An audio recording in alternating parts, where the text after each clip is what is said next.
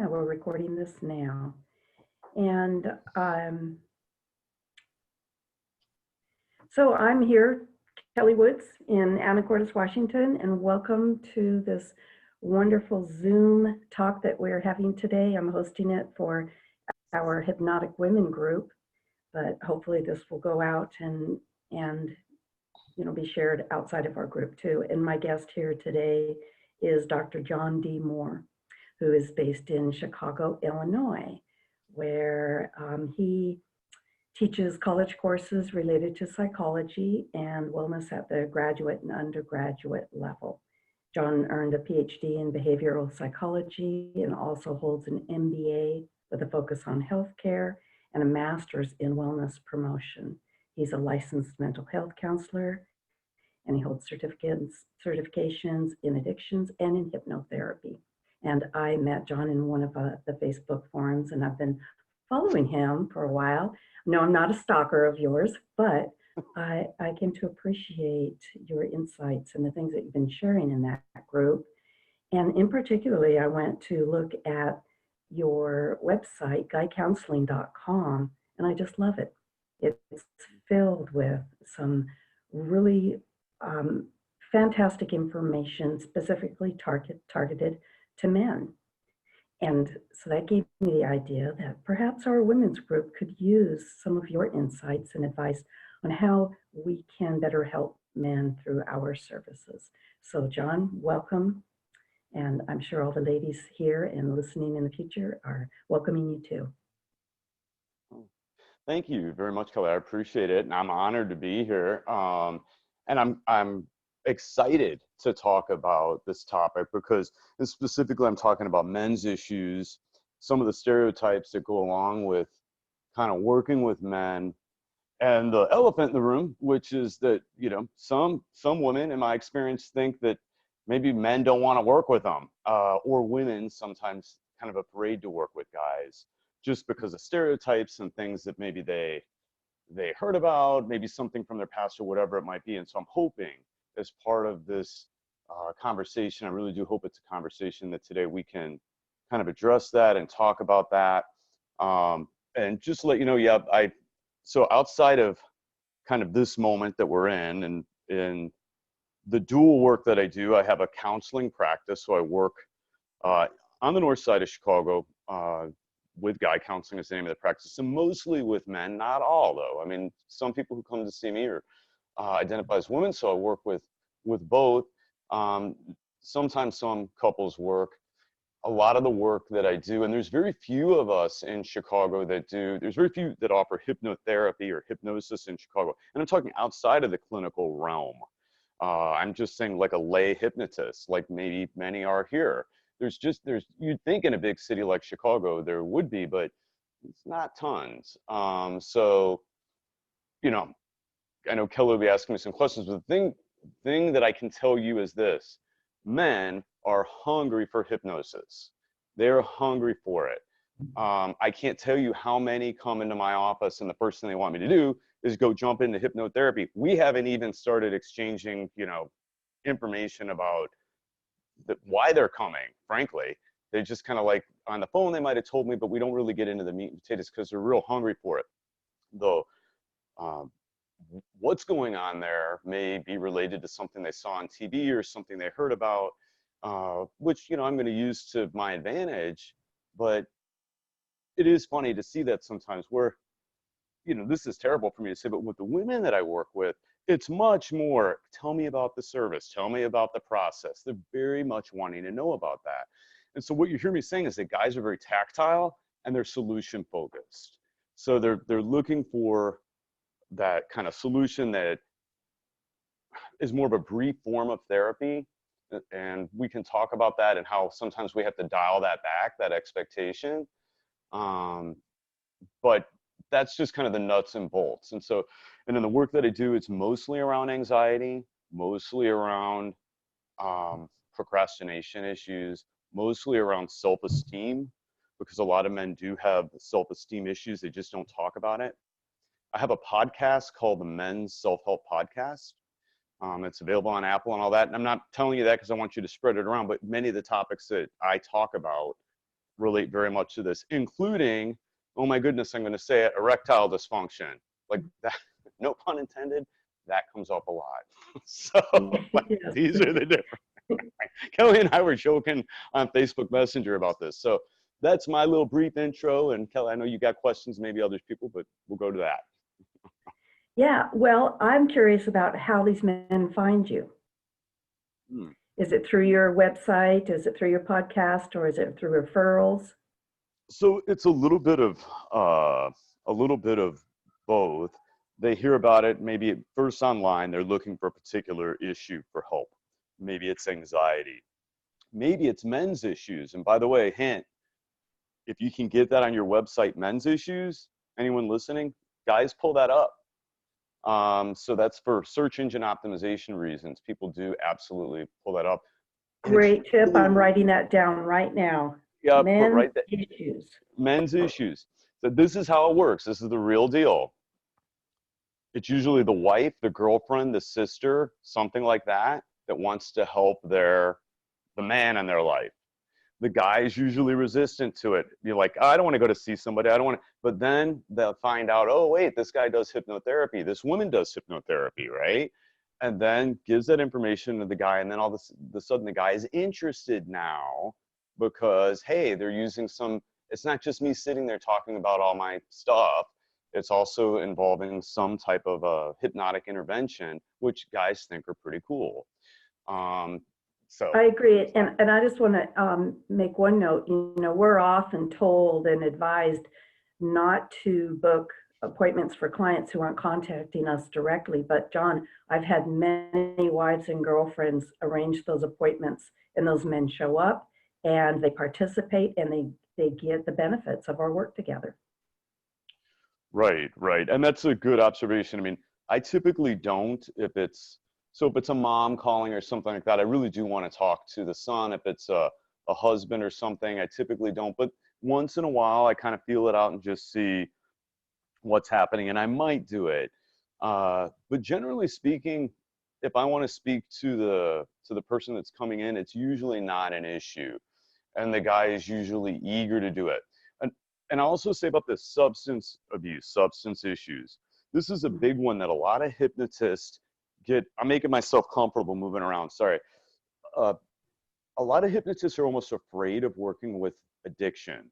They hear the word alcoholism, they hear the word addiction again or dependence, and they think, oh no, I have to, have to be a mental health therapist. Well, I'm a mental health therapist. Sure, it's easy for me to say, but I'll tell you what, before I went into the field of hypnotherapy, many of the clients that I would work with, I would refer out to a lay hypnotist for the hypnosis aspect. And it's okay in your capacity as a lay hypnotist. Maybe there's mental health here on the phone too, but if you're a lay hypnotist, it's okay. Just get a signed release or something, getting permission from the therapist that you're working as an adjunct with them, and you can do a lot of good things to help them out. That really resonates with me. I love to be part of an integrative team, and I have local doctors and psychotherapists in my town that refer these clients. And you know, they're a source of a lot of male clients for me. And I think, and these are also males that are referring to me, I think it's that allure of hypnosis, that hypnosis might be able to provide some creative answer that they haven't previously been able to tap into. Yeah, absolutely. And this wasn't long ago. It's funny you mentioned that, Kelly, because we're at what conference it was, but someone said, we shouldn't use the word hypnosis. We should use mindfulness. We should use this other stuff. And because people get afraid of that. And I thought, what planet are you on? People don't want EMDR. They're looking for hypnosis. They're looking for hypnotherapy that's specifically, and again, the expectations sometimes are wrong. People might think, oh, wow, I just come in one time, you fix me and I'm done. And we want to set the expectation that, hey, there's a series of things that we do in conjunction with other things. And it's part of Right. a integrative approach. Exactly. And Right. and part of the way that hypnosis often works is through repetition. So that means multiple sessions. I'm curious, in your experience, John, what keeps some men from accessing mental health resources in general? Stereotypes about what it means to be a man. They feel like they should be man enough to handle the issues on their own, and that real men don't have issues or problems. And there's almost a stoicism, I think, that goes along with it that's unfortunate. Um, and usually when they reach out, they're at a point of crisis. And when that happens, I always tell the person who's called that's, and this is going to sound weird, but actually that's not a bad thing and can be a good thing, because crisis comes to us from the Greek word krisis, and it means change. And crisis is the point in time when change is most likely. Crisis is the point in time when change is most likely. So it's sometimes they have to get to that place where, they've got a few options, but that can be a good thing as a helping professional, because they're in a place of motivation to change. Yes. Wonderful. So, and I agree with you that that kind of stoicism and a not just a cultural but a generational have to just grin and bear it and power through things. And we know that even being in just heightened states of stress take a great toll on men and women. And so to be able to find some solutions for being able to reduce that and deal with it is wonderful. And I think also that just the idea of engaging in hypnosis or hypnotherapy is not quite such a stigma as going in for psychiatric counseling, for example. So it Right. might be a little more palatable for people, right? Yeah. Yeah. Yeah. And just to pick up on what you're saying here, and this is another point that I want to add on. I don't know how many on the call identify themselves as a coach or use the term coach in the material on their website or marketing. But I am here to tell you, if you can get in coach and identify as some type of coaching with your work, you're going to find a lot more clients calling you, because guys, they're never going to, I say this in the podcast, they're never going to call someone like me, a mental health therapist, for help. They're just, a lot of them won't. You say coach, oh, they're on me big time. And that's why I call my business guy counseling and life coaching in Chicago. You Okay. can pull it up that way. I purposely do that because, and the wives, mothers, sisters, daughters, whatever, they're not looking for therapists. They're looking for coach for men. Right. Interesting. Yeah, I love that insight. And, I often describe to my clients, especially for teens, that the mind is a muscle and I'm their coach so that they can strengthen that muscle. So I like that frame. Um, so you'd mentioned that anxiety is a pretty common thing that men present. What else? What other kind of issues are they coming to you for help? So they come in, and I made a list here. They come in for anxiety is a big one. And then some of these are ancillary to anxiety, but self-esteem, confidence issues, issues with being a new father, that comes up a lot. And, Yeah. we're all professionals here. So I'm just going to come out and say it. Some of them come in with issues about sexual performance anxiety, okay? Mhm. Intimacy issues in their relationship. And what you'll find out with that is, so, you know, a couple's been together for a long time. What they used to do all night takes them all night to do, all right?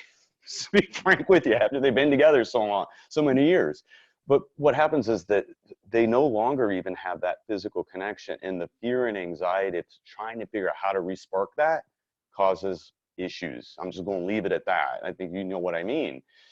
Yeah. Um, so as a hypnotherapist and just doing coaching, just having a safe place to talk about that with an Mm. understanding, compassionate person can be healing, can be powerfully healing.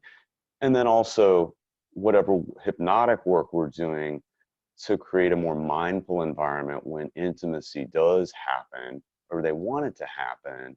So they're not caught up in this place of anxiety, but more about focus on the here and now. And so one of the things I give people is, back in the 60s, Masters and Johnson, and I'm not kidding you, that was their names. They came up with something called Sensate Focus, and it's a handout. And I'm happy to make that available if I haven't already to you, Kelly, and you could share that. But it's an exercise that couples can do where it's very hypnotic. All they do is literally sit next to one another. Maybe it's in the bed or on a floor, and one person experiences touching the other person without it going to a sexual place. It may feel sexual, but the idea is to just be aware of what it's like to be with another person. And so these are the kinds of things that guys truly are looking for help with, and help with, hey, when I come home at night, sometimes I knock off a few beers and maybe I'm drinking too much and I'm not spending enough time with my kids or my wife or my significant other, whoever it might be. And so they're not necessarily, if we look through the prism of clinical addiction, they're not alcoholics, but they recognize that they have to be more mindful of their behavior to prevent a problem. And so in hypnosis, we can help them.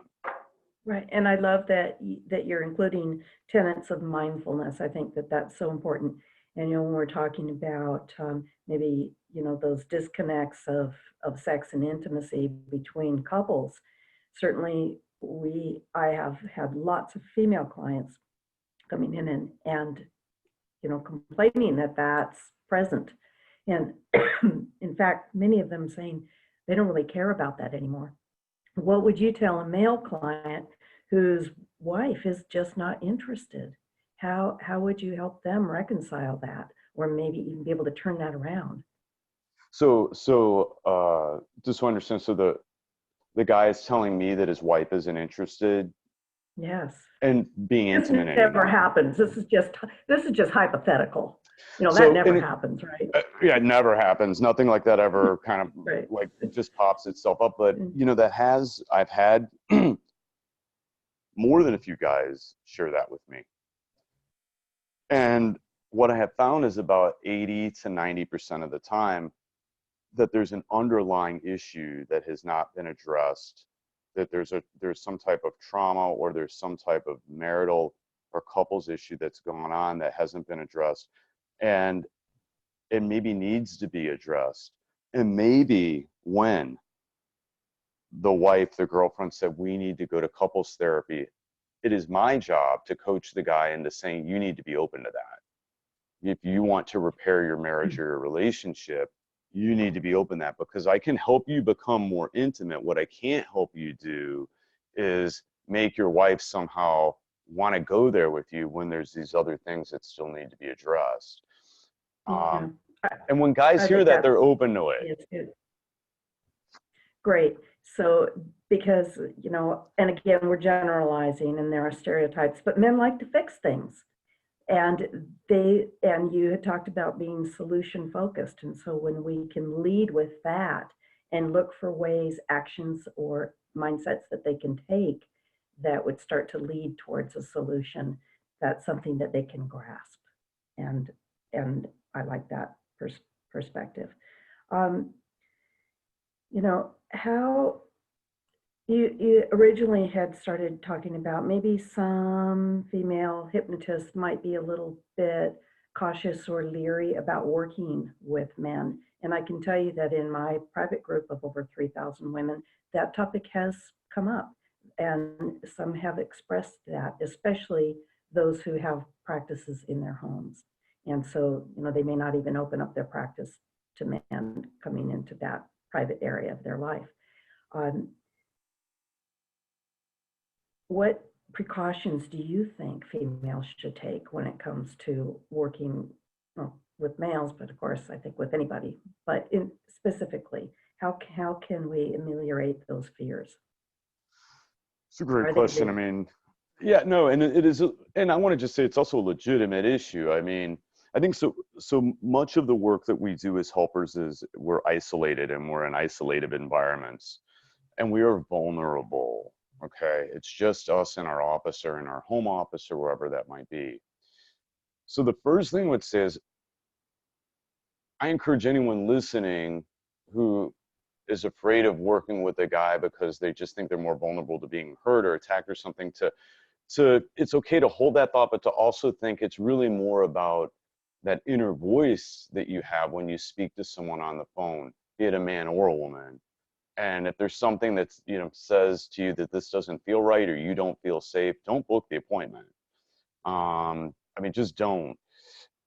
That's the first thing. I mean, just kind of leaning into our inner voice. The second thing is recognizing that, there may be some personalities that we come across over our work that we're just not a good match for. And that's gender neutral.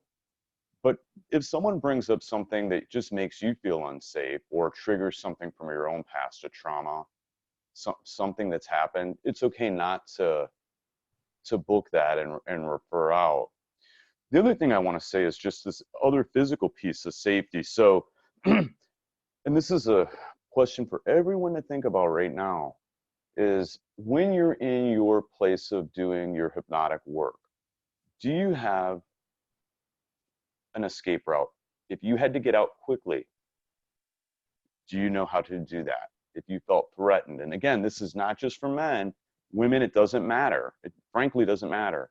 Would you know how to keep yourself safe if you had to? So a couple years ago when I was working at that time in SRO, there was a client who was schizophrenic and he was sitting right across from me. And I had gone through some training to create safety around kind of the working environment. And I'm glad that I did, because in one of our meetings, he kind of just lost it. He was not taking his meds, unfortunately, and kind of lost it and went to lunge at me. And I was quick enough to get out and I knew exactly where the exit was. And I thought about that before going into the meeting. I always do before any session. I'm mindful of the moment and think, okay, I don't want anything to happen, but if I need to get out, how would you do that? So just want to throw that out. And again, this is not to scare anyone, it's more gender neutral, but that's what I would say. Just keep something like that in mind as well. Yeah, and I even think, to boost our own confidence in that, taking some self-defense courses. And I studied martial arts for 15 years. And of course, our sensei repeatedly drummed into all of our female karateka that, you can learn these skills, but your best bet is to avoid or escape. And, a man is physically usually going to be able to overpower you in close quarters. But, of all of the clients that you've worked with over all of the years, you had that one experience. Mm-hmm. So we know the odds of this are very small, and listening to our intuition, our gut. And it seems like that voice gets even more powerful as we do more of this work. It does for me. I've been pretty spot on about what clients to accept and which ones to refer on to a mental health professional or just outright politely decline. Yep. So how can we help men who, and I know that some of the ladies listening here will think of times when this has happened to them, aren't really comfortable expressing themselves, expressing their emotions, or even their thoughts? What can we do to be able to get that fodder? Because we're not talk therapists, but we need that information. Everything that I glean in that intake, I'm going to be utilizing in my hypnotic processes. So how can we get them to release that to us in a comfortable way? So it is true. So one of the things unless I've really started working with the client for a while and we have a good deal of rapport, the one question I'm probably not going to ask is, tell me how that makes you feel. I'm just probably not going to do that, right? Yes. It just later on I might, and I will, but not in the first couple of little visits there. What I will do is ask them to tell a story. Tell me a story about their life. Tell me about something, and it can even be in a metaphor, but usually just tell me the story of what's going on. And it could be, let's say, an issue with sports. And when they were younger, they used to be this jock and did all this great stuff in school, but now they're have this anxiety about going to work out at the gym because they're no longer in shape the way they used to be. So tell me that story. Tell me a little bit about what that journey's been like. And what you'll find is in the storytelling that they're able to emote and share kind of what's going on. And our job as helping professionals is to extract the data from that, because guys are going to more likely talk about stories as a way of communicating what's going on with them. And this also is true for coping mechanisms. So for example, a question I will ask often is, okay, so you're telling me that you and your wife got in an argument and you got really angry about the heated discussion. And my next question to that man is going to be, tell me how you coped with that afterwards. What was your coping mechanism? Now that has very little to do with feelings, but it really has a lot to do with feelings when they hear it, because I want to hear, did they go storm off into a room and just kind of go into shutdown mode? Did they go pour a drink? Did they leave the house and go for a drive? And then once they tell me that story, I can then start to say, okay, wow, you must have been really upset, and then start to elicit some of those feelings. But first, I'm trying to get that story first. I love that approach, because by asking them what their coping mechanism is, you're putting it in the frame that, of course, they found a tool. Whether they did that consciously or unconsciously, and then you can decide if that was a helpful or unhelpful one, and work with adapting that if it needs to be changed. So I love that, and I love the whole tell a story. It has a dissociative nature to it that gives a person a little bit of that distance too, which is wonderful. So that's and that's it gives them marvelous. Are perspective. there? Yes, and perspective is a marvelous thing. And so when we're on this trail of thought, John, um, are there particular approaches like this one that you just mentioned that you find are more helpful? Do you use a lot of NLP in your work? Do you use, this positional perspective shifting? Do you use things that involve a lot of metaphor? And these are things that I think probably work across the map for all kinds of people. But what have you specifically found to be even more effective for men in particular? Yeah, no.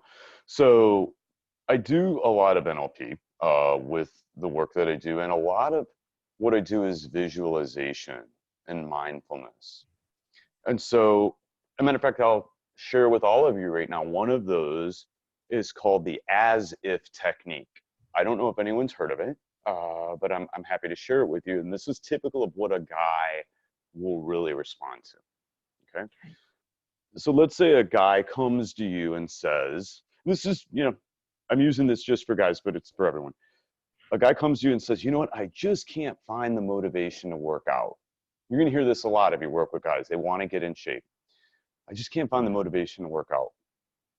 I always laugh because people think motivation is something like, a blanket in the closet that they find, or a key that they left in the couch, and, they suddenly find it. When the truth is, motivation is something that we create and then act on. And so the as if technique, I often will say with the guy is, all right, tell me the name of someone who you look up to that you think physically is someone you'd like to emulate. And they'll usually say a football player. They might say Aaron Rodgers, or they might say some Hollywood celebrity. They might say, Ryan Gosling, whoever. They're going to mention that. And I'll say, starting from the very least difficult thing that they do to keep themselves in shape to the most difficult, tell me in that order what you think they do. And they usually say, well, gee, I don't know. I never thought about it, but I guess they probably drink a lot of water is the least difficult. They probably are mindful of their diet. They probably run, they go through this list, and then they get to the top level thing. They work out, they go to the gym, and they exercise. And what I have them do is imagine they're that person in that moment and living as if they are, let's say, Aaron Rodgers. And for that day, I'll have them do something like just drink water for today. What would it be like just as if Aaron Rodgers, you just drink water today? Let's start with that. And what you'll find happens is they'll start to walk into that. And we do some hypnotic interventions with this, by the way. I mean, I'm kind of talking here, but we do some hypnosis around this. What you'll find is they'll start to step into that as if role, and suddenly it's water. The next thing you know, they're doing cardio. Maybe it is 2 or 3 times a week. They're doing 10 or 15 minutes or 20 minutes. Well, what happens is over time, as if turns into I am. Okay? I am doing it. They're never probably going to be whoever the celebrity is or the football player, whoever it is they want to kind of be. But the point is they've moved the dial and they've gotten away from this, I need to find my motivation. The motivation was created from within. So those are the types of techniques. It was what I shared with you is very concrete, very actionable. I used a visual. They had the buy-in because they liked I like that football player, whoever it is, or I like that actor. And that's how you create the connection. So those are the kind of techniques that they may not respond to as well, at least that I've found, is anything that I think journaling is a good thing. I just don't think it always works well with guys. That's just been my experience.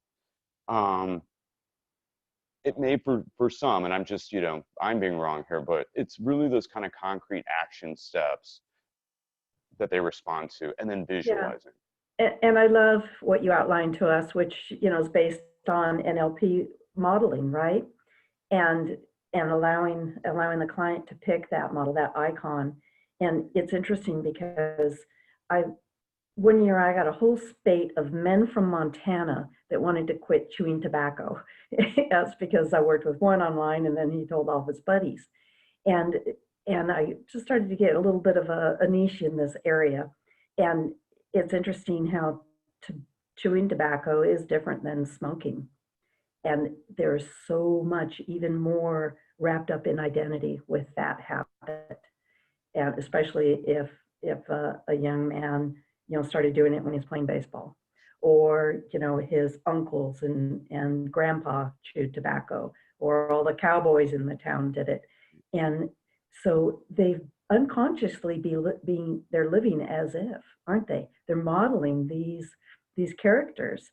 And so we're using that same thing they're already really good at doing, but turning it towards their benefit. So I love something like that. I remember years ago when I did a similar thing for my karate club. We were in Hawaii at the Aloha Bowl. We were going to the Junior Olympics, and I had them pick their karate hero and how they could emulate those traits and characteristics. And later, my 8-year-old, when I asked him who he chose, I thought maybe it would be Bruce Lee. He said, "My future self." And I loved that one. That was brilliant in my mind. That's so great. This I is love helpful. that. Yeah, Yeah. this is really helpful to hear some of the distinctions that you're making about some of the things that you found to be effective for men, and some things that maybe won't be, like the journaling thing. And I can see that definitely. And what you had originally talked about, not being afraid of working with addictions. I've had many male clients come for help with reducing or stopping their use of alcohol or marijuana. It's legal in our state here, and it's a problem for some people. But basically, that self-medicating and giving them other ways of getting those same benefits, those same needs met without having to do that to their body.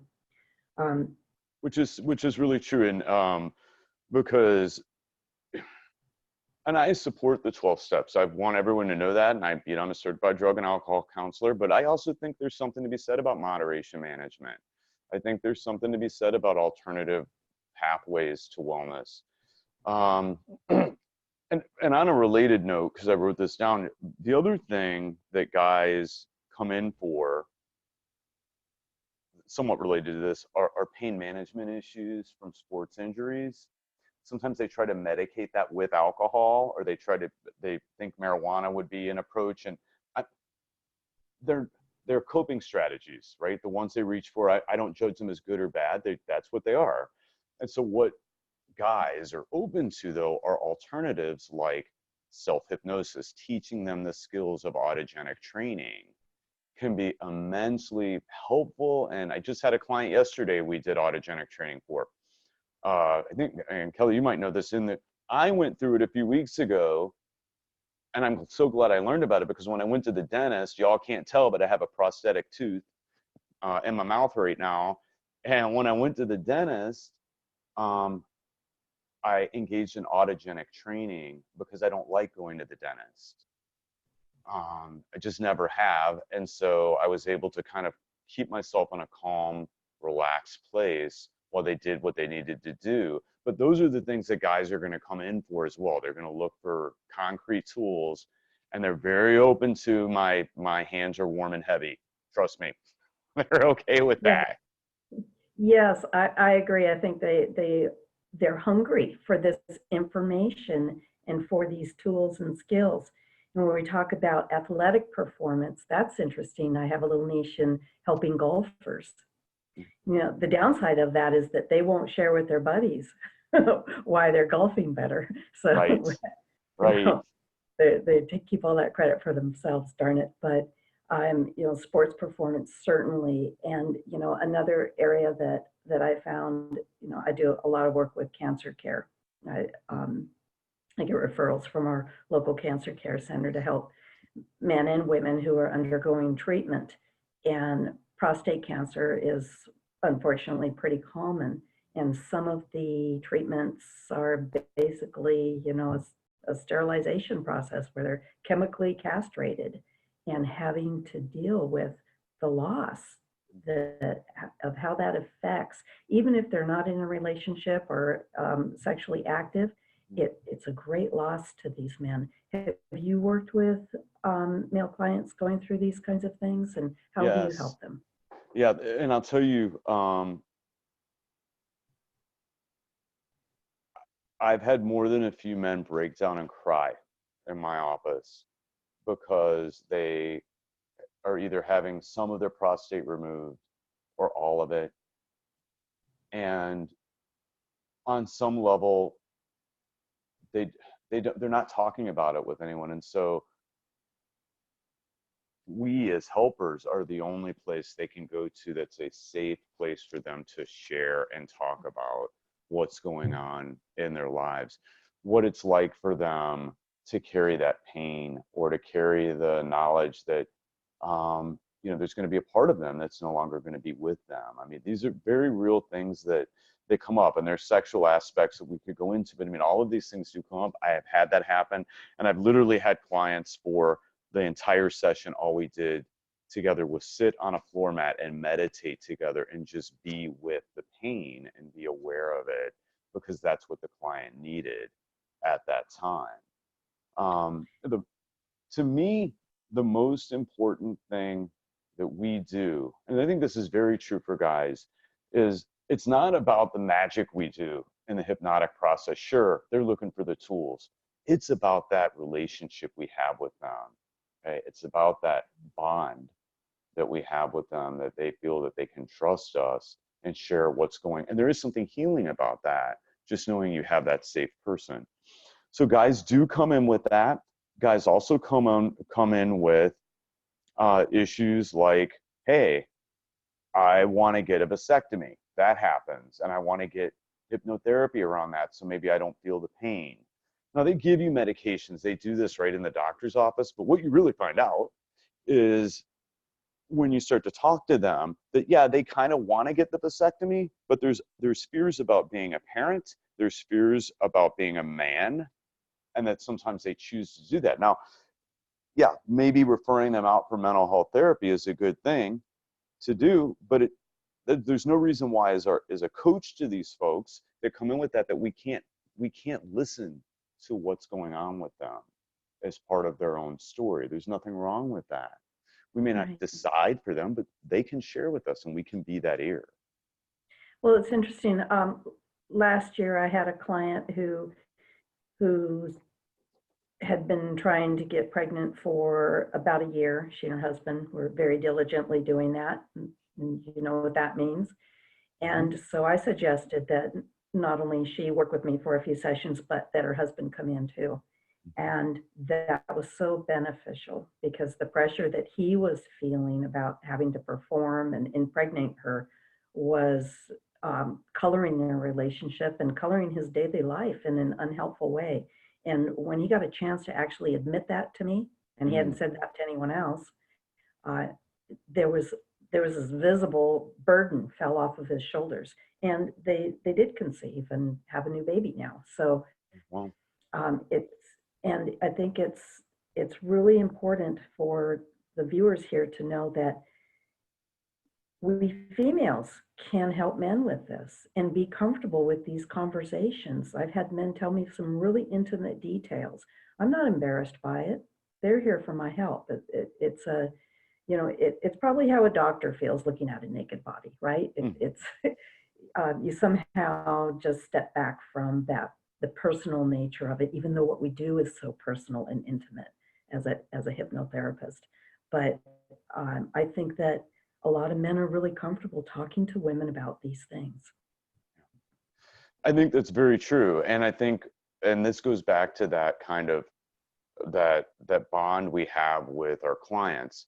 Now, are there generational differences? Might a millennial be more open to working with not just a helping professional, but someone who is not of their same sex? Maybe. I think that if, as we get older, their stereotypes get input more. And so you kind of have to look at that. But in my experience, what people really are looking for is that human connection. And sometimes guys do want to, and they've told me that they want to work with a female helper. They want to work with a female hypnotherapist because they just feel like that would be a better connection for them. And they've asked me, hey, do you work with any women? Do you have anybody you can refer me to? Of course. And I want to be able to be that conduit for them. What's just surprising to me is how many women who offer hypnotherapy don't speak to the guys. They're not speaking to the executives that need a place to learn about self-calming skills. Okay. Yeah. They're not speaking to the guy who is trying to moderate his alcohol use. We're speaking to communities that don't often get recognized, maybe in the LGBTQ community. So this is what I'm saying, like, to really put on your thinking caps when you look at your services, and maybe people have a niche and they go after that, but um, don't let the gender piece of that kind of make you afraid to market towards that, because there's an audience there and there are people who want the service. I love that. And how do you how do you think that female hypnotists, what can we do to not only foster men to come, and utilize our services, but to become even more effective and to be able to market ourselves in that way? Is there anything specifically, if you were just to be looking at what you see about how female hypnotists are advertising their services now? For example, I know a lot of the websites are very soft and gentle, and they have pretty graphics in it and almost flowery. And I'm Right. wondering if that is maybe missing that market. Maybe that's what they're intentionally wanting to do. We know that uh, women access CAM services, complementary and alternative medicine, much more than men do. But I don't see why that can't be brought into balance. I love men and I want to see them getting help. Yeah, no, and that's a great. So the things that I see with the marketing that happens uh, are a couple things. One, they don't speak to the client. They say I in the literature on their websites, and they never talk about the you, whatever the Yes. issues are. Second, the marketing should be somewhat neutral.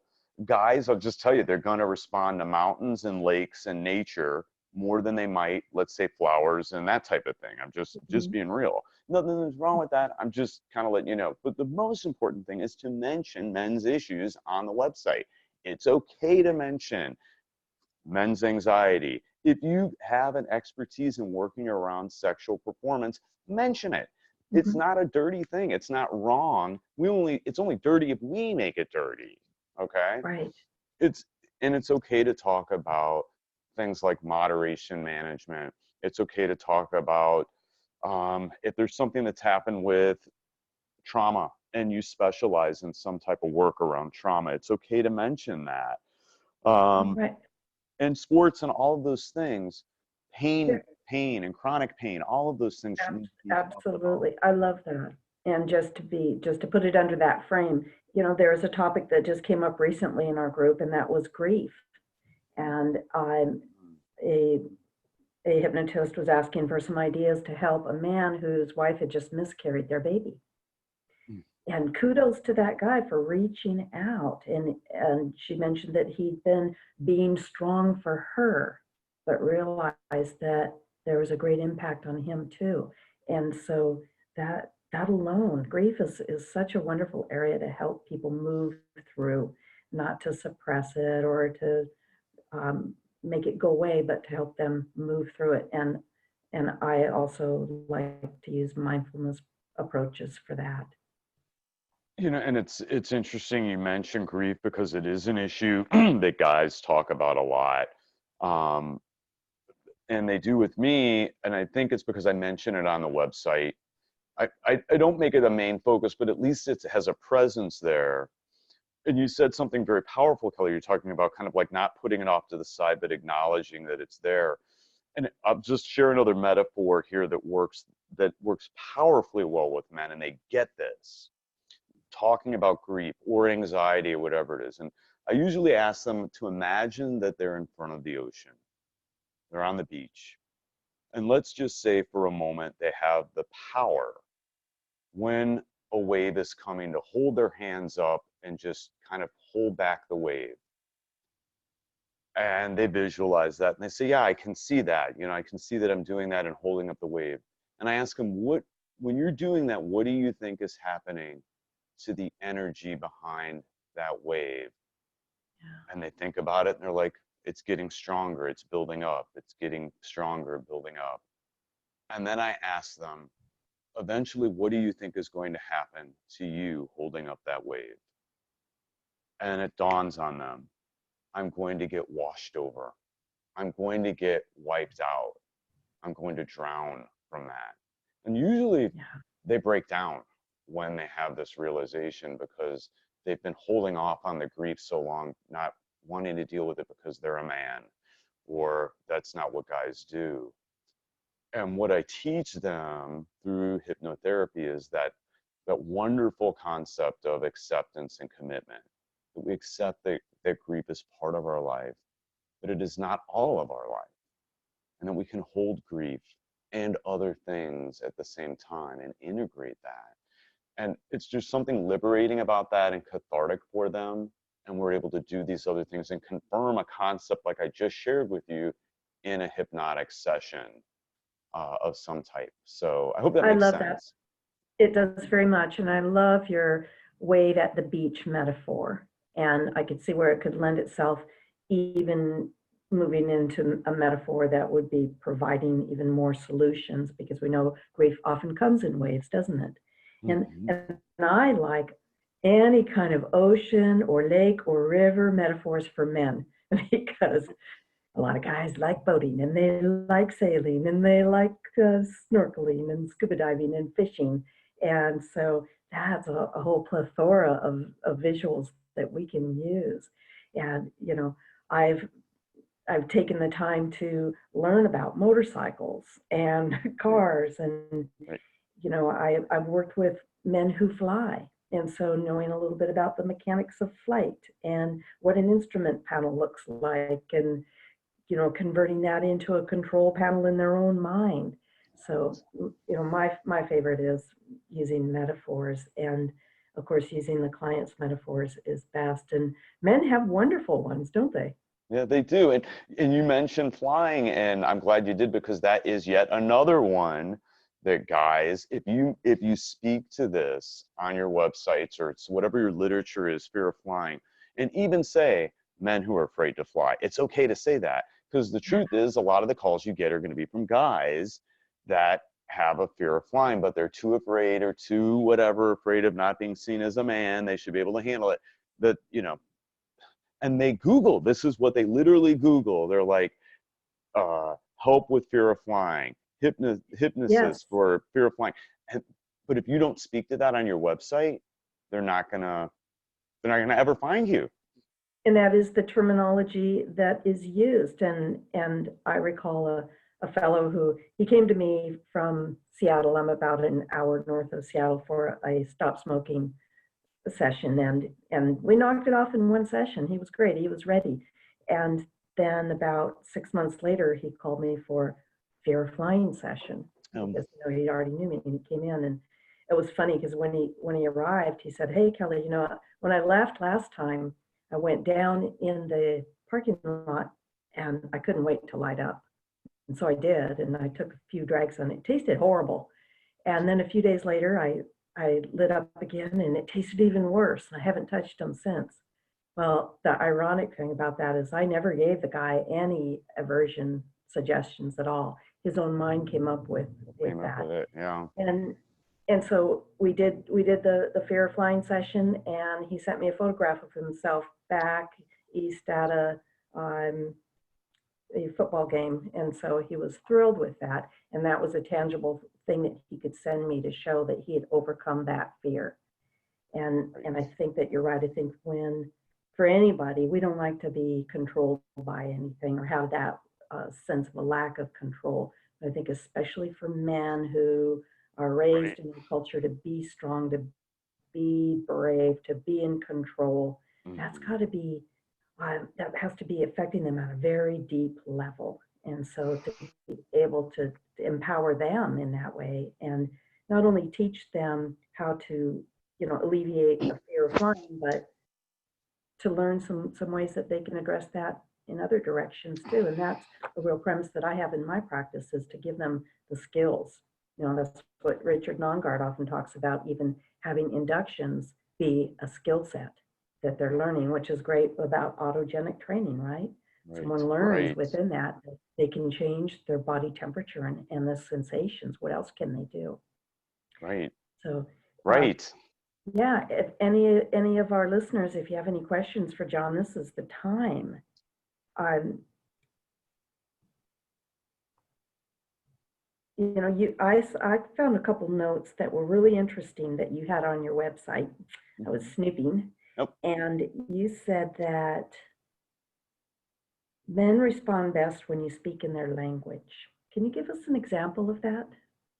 So an example of that would be similar to the as if technique. We talked about that, kind of picking somebody that they can relate to, but also about the solution and the skill building you mentioned earlier.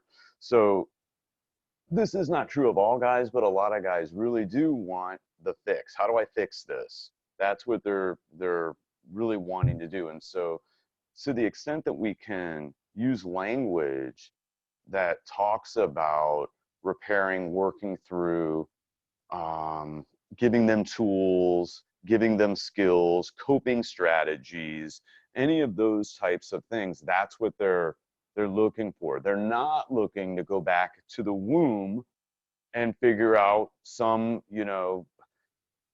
existential experience that may have happened at a primal stage of their life. I hate to be stereotypical, but my experiences now, they want concrete. What are the things that I need to do to get this thing resolved or fixed or cope or work through? So using that kind of language can be helpful. Role play can be helpful because it's real for them. Great. I shared this you're talking about Richard. One of the techniques I use is the magic ring. And so for a client that comes to me with assertiveness issues, because this is another issue that you want to cater to, assertiveness. Guys are looking for help with their assertiveness abilities, which is different than public speaking, right? This is more about just saying what I want or what I need. And And what as are you, opposed to aggressiveness, right? as opposed to aggressiveness, right? And there's a difference with assertiveness. What we're trying to steer the person to do is to use more in a non-narcissistic way, I statements. I need this or I need that, as opposed to not saying anything at all. It's like the frustrating thing going out on a date, the person you're dating never ever decides where the two of you are going to go. It's always you deciding. Like, oh, every time we go out, I have to decide we're going here, here, or there. Assertiveness helps someone be able to say, hey, you know what? I'd like to check this place out tonight. And so what I do is I often, I have a little, in my office, I have a gold box. And usually in that box, there's a number of things. And I tell them there's a magic ring that I have. And I tell them, when I pull out this ring, I need you to understand that it's a very old and ancient ring with origins that remain a mystery to me. But what I'm told is that it gives the person who wears it the ability to speak what they need. And then usually I pull the ring out, and it's an oversized ring, so it'll fit any finger. They could even hold it in their hand. And when they put the ring on, I usually say, now at some point, and I don't know when it's going to happen, but at some point you're going to feel a sense of confidence come over you. And you'll tell me when that happens. And usually within a couple, less than a minute, they're like, yeah, I can kind of feel it. And then we role play. I'll say, okay, I'm going to pretend I'm your wife, I'm your girlfriend, I'm your whoever it is in your life. I'm your boss, doesn't matter. I want you to share with me what you need using I statements. And by golly, it's almost like they stepped into another person. They're able to start doing that. Okay, I'd like to go here for dinner. You know what? I don't like the fact that you make enchiladas every Thursday. I don't like your enchiladas. They haven't said this in years. And that's why there's marriage problems, because they're not communicating, because he's not being assertive. Okay? Right. So when you learn a skill like that, that's tactile, they get that. Usually when I ask them for the ring back, they're like, can I keep it? I'm like, no, because they get that it's a prop. But you see what I did here. Absolutely. I used an embedded command, I used a prop, and I had them step into the moment. Maybe a little Ericksonian, but I had them step into the moment. And man, do they respond to that. I mean, that's what they're looking for, that right there. Yeah. And you can certainly have them anchor that by making a ring with their fingers, right? And using the finger press or whatever else we want. You know, often I'll have these little trinkets for the kids that I work with, but we know kids lose things, even if I give them these trinkets. So we always have to have a backup that's not reliant on the tangible object. But I love that process. And people in the room are also saying they like it. And again, it's a concrete tool that you're giving these clients. So it gives value to their time with you, because I think there's nothing worse than walking away from a session that you've paid your good hard-earned money to and you've spent your time with, and feeling like you really haven't gotten anything of value. And I can see where this could happen for men if they're coming in expecting to get some concrete, tactile things that they can use. To do that, yeah.